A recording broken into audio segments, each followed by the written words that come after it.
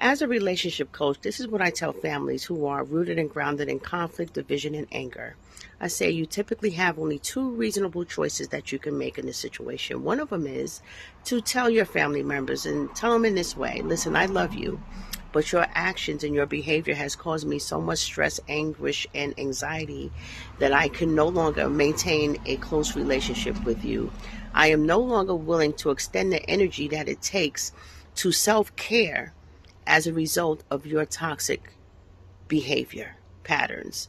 So therefore, I can no longer be with it. I can no longer be with you. I can no longer have a relationship with you.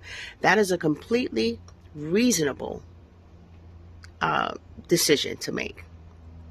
The second reasonable decision you can make is say, you know what, I love you, and I understand that your behavior comes from a place of deep-rooted pain, and it's clear to me that you haven't found an effective way of managing your pain, even more so making it less hurtful for those around you.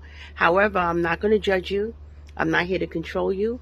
I'm not here to, make you change. I'm actually willing to support you in your effort to change, in hopes that one day that you will get your life together and you will find a way to manage that pain and to not hurt and to not let it affect the people around you. That's a second reasonable option. Now, the third one is completely unreasonable, and that is to stay with a person that you love, a family member that's in conflict, division, and anger, and stay with them in hopes to coerce them, to manipulate them to change, to coerce them to change, to threaten them to change, to give them ultimatums, to actually make them change, thinking that you can make them change through your anger, through your frustration. Okay?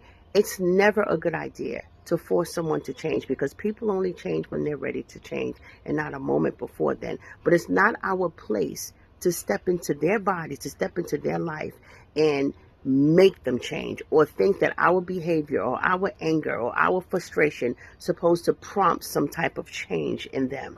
Remember, they're hurting themselves before they hurt you, right? And so we have to know when what we're doing is effective, okay? And trying to manipulate or coerce or judge somebody or just, condemn them into change, that's not going to happen. All right. So there's only two rational choices: the first one and the second one. Find the first one, find enough self-love to honor your feelings of discomfort without feeling any kind of guilt, and get away from that person until they work out their lives in a way that's more, effective and beneficial for you, for everyone involved. Or know what it's going to take to support someone through that kind of toxic behavior. And boy, you better be prepared, and you have to know exactly what that's going to take, and you have to be committed to it. All right? So I don't know who needed to hear that, but there you have it. See you in my next video. Bye-bye.